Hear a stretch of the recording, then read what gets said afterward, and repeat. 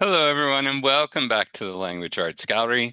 Today, we're going to continue with our creative writing course, and we're going to talk about a special type of poetry today called ekphrastic poetry.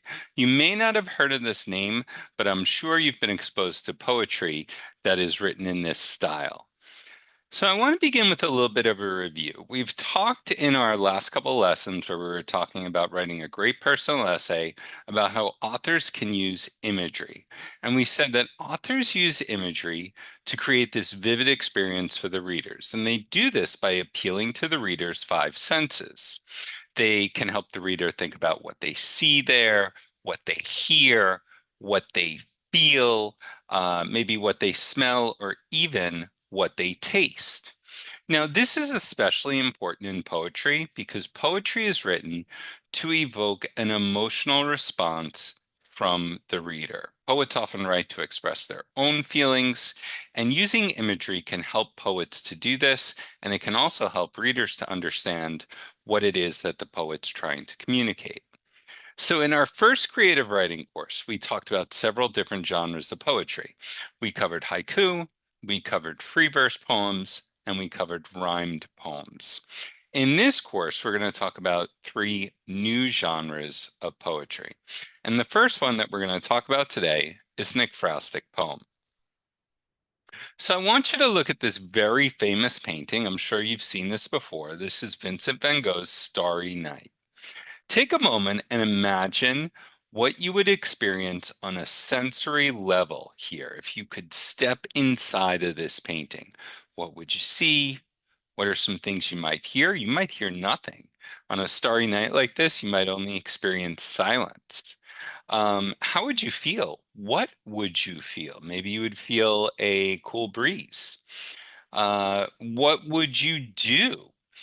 Is there anything that you might smell or taste here? So you can take a moment and you can write freely about this. Think about what you would experience in this painting. Okay, now if you're working together with your classmates or with a friend, you can share your writing.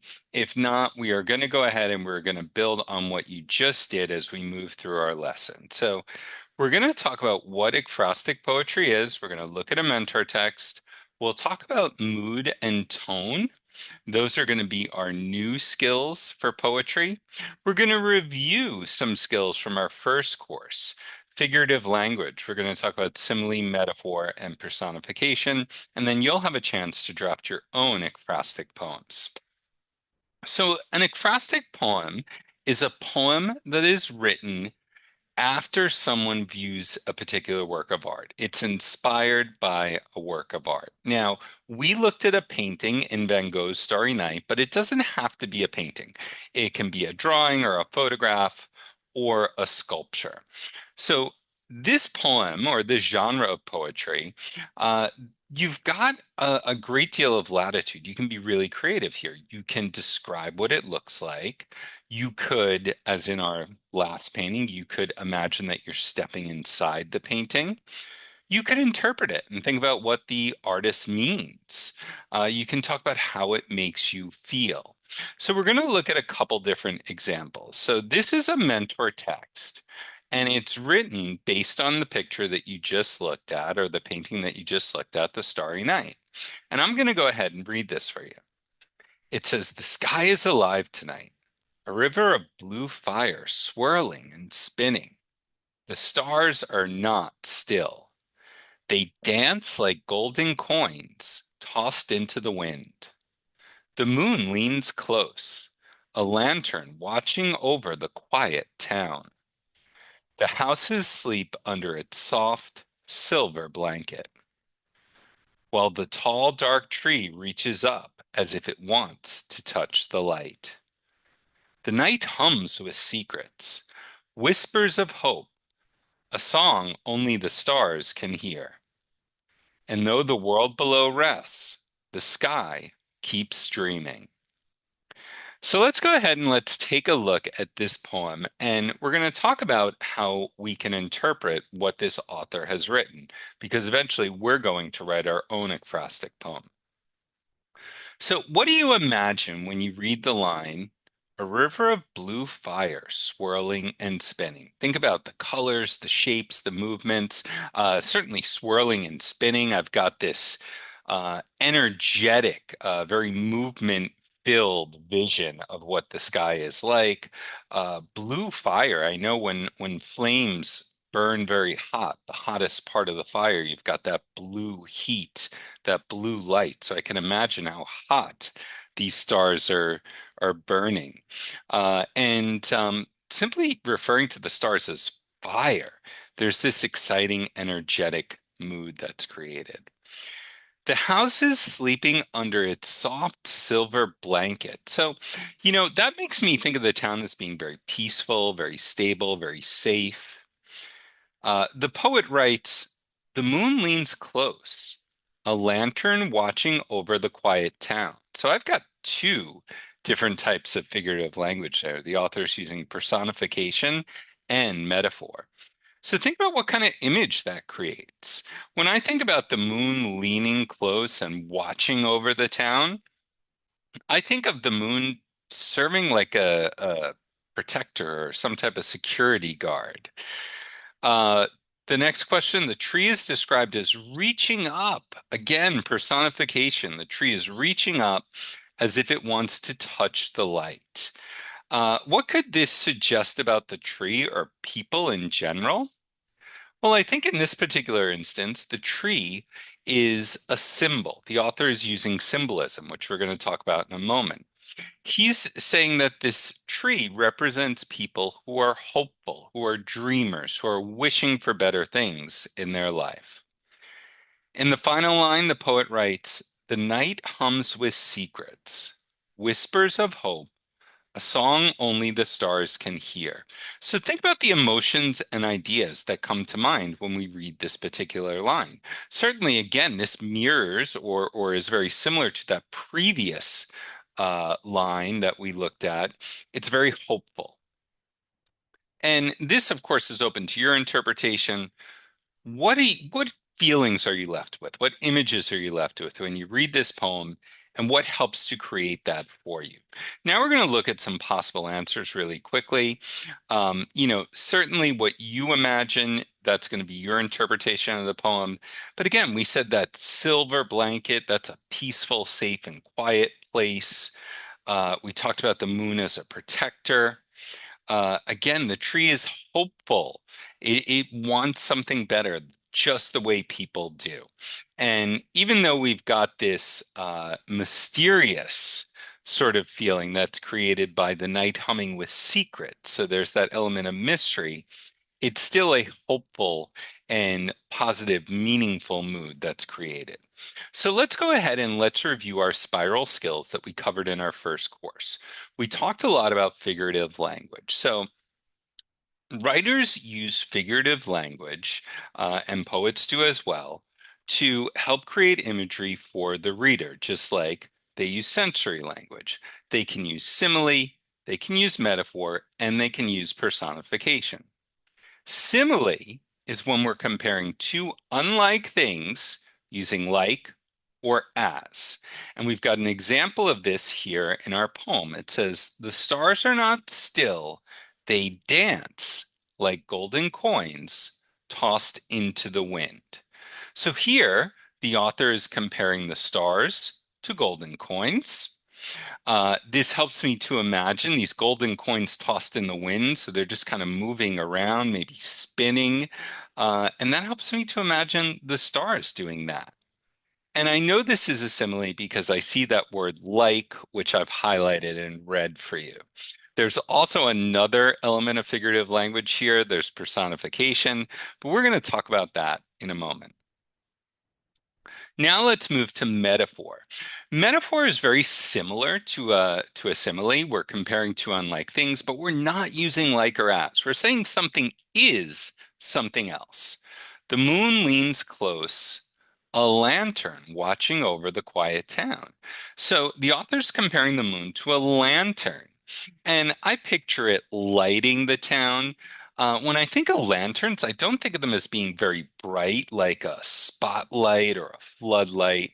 I think of just a very soft light. And I know this is a metaphor because we're comparing two things without like or as.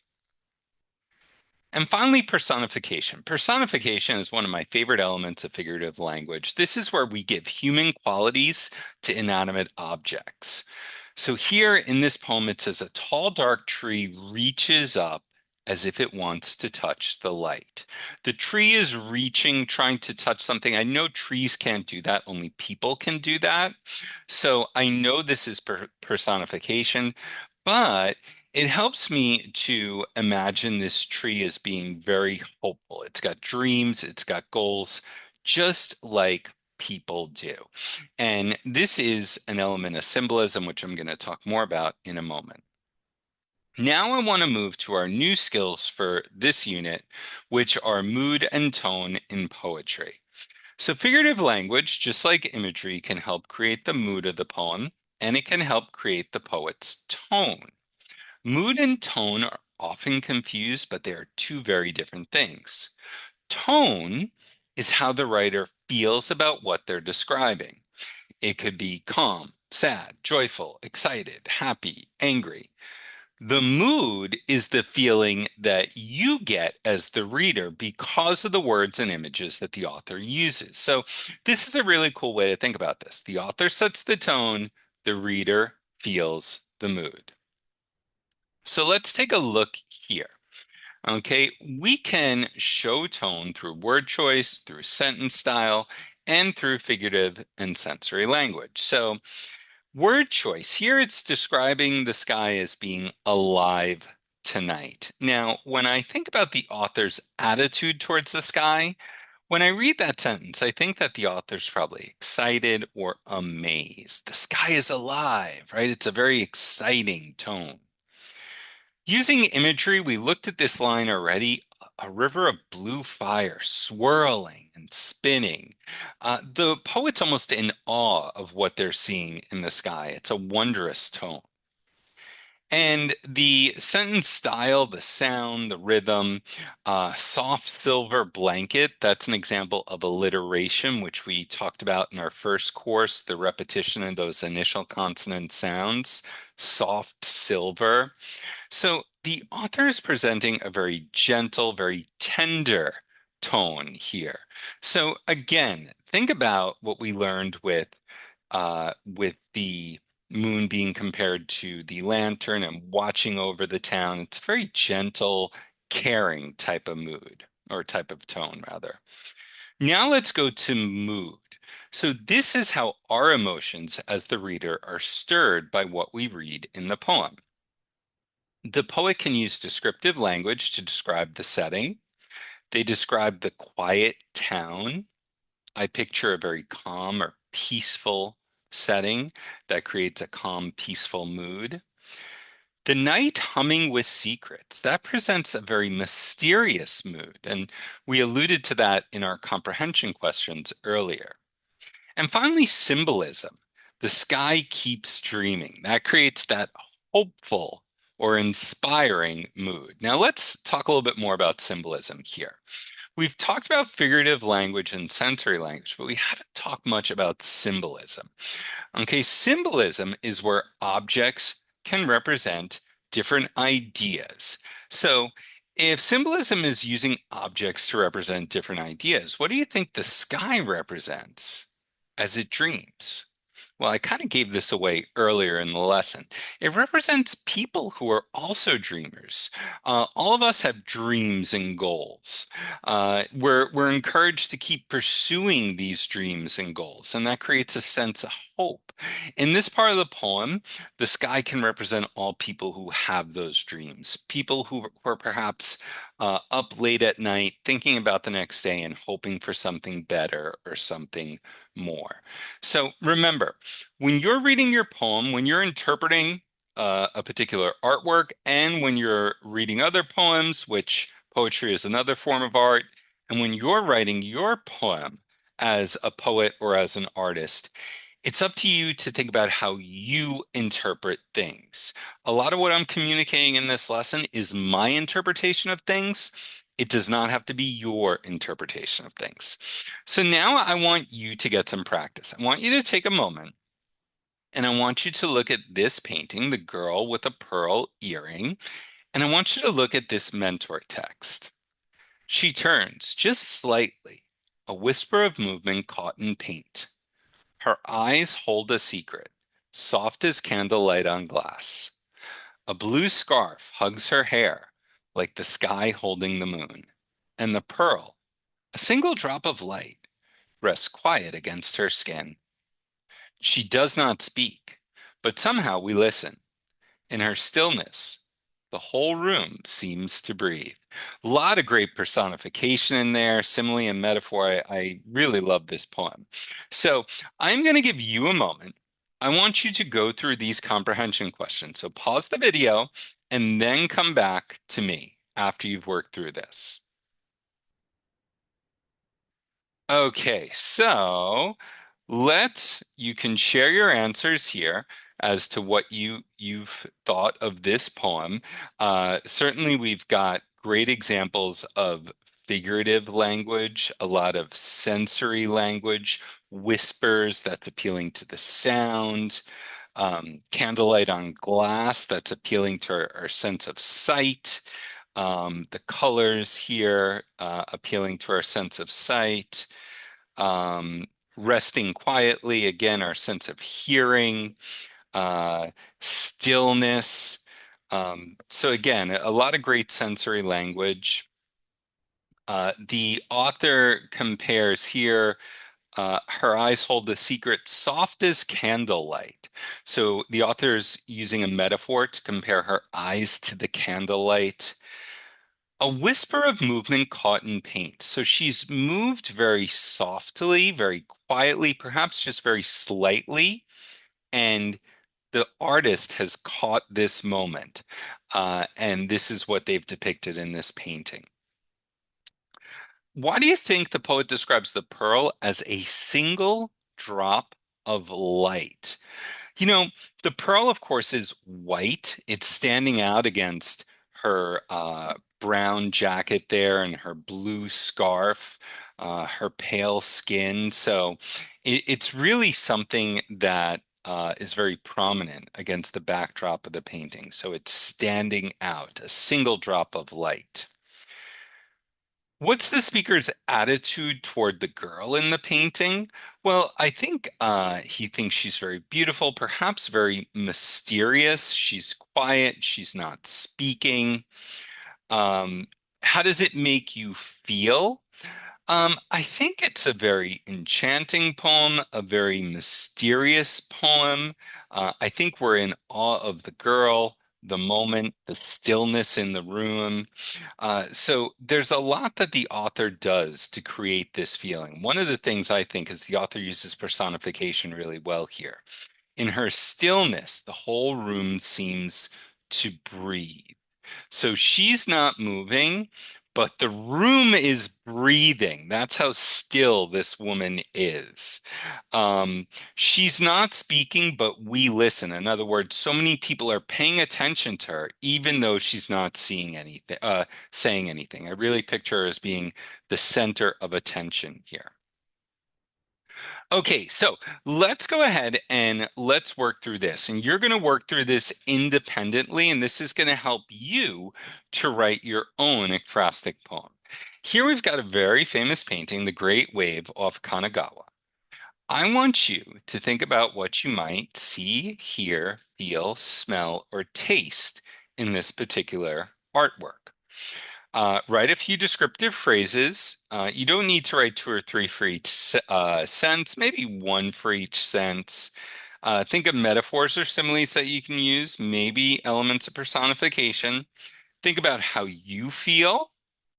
Think about the feeling you want the reader to have when they read your poem, and write one or two mood words.